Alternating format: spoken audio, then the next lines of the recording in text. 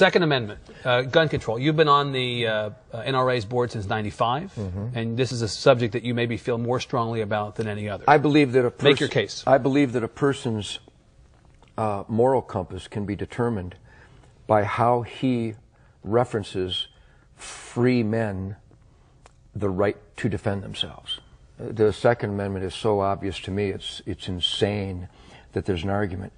God gave, let's pretend there is no document. Let's pretend brave families didn't leave the tyrants and the slave drivers of Europe so that they could practice the religion of their choice, so that they could speak out without being murdered, that they could produce wool without the king's men coming and taking it from them every season of harvest.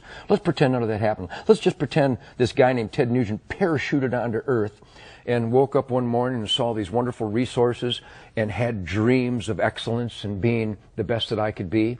I don't need a document, and I don't need another man to explain to me that I have the right to defend my gift of life.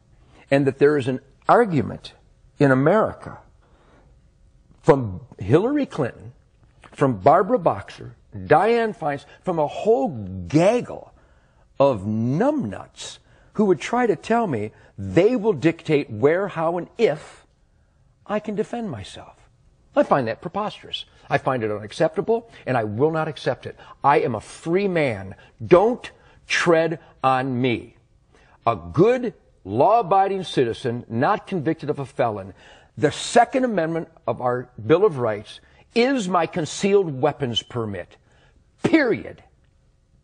That's it? That's it. So no limitations of any kind that you can see? None. That's it. The limitation should be, instead of arresting people for molesting children 24 times, I would rather the dad walked into the room, found a person molesting that child, and blew his brains out. I would rather that the lady in Massachusetts last month who was taking her daughter to soccer, who was carjacked by a recidivistic maggot who'd been in the prison system all his life but was let out again because we feel sorry for him. Maybe he had a bad childhood. Instead of her being hijacked and murdered, I'd rather she just shot the bastard dead. But in Massachusetts, somebody decided she can't do that. So she's dead. I would rather she was alive and the carjacker was dead.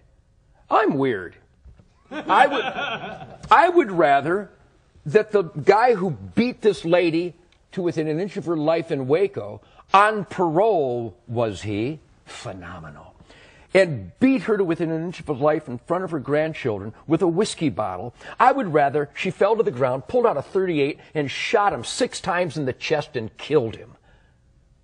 Am I weird? Because the guy is going to get out again.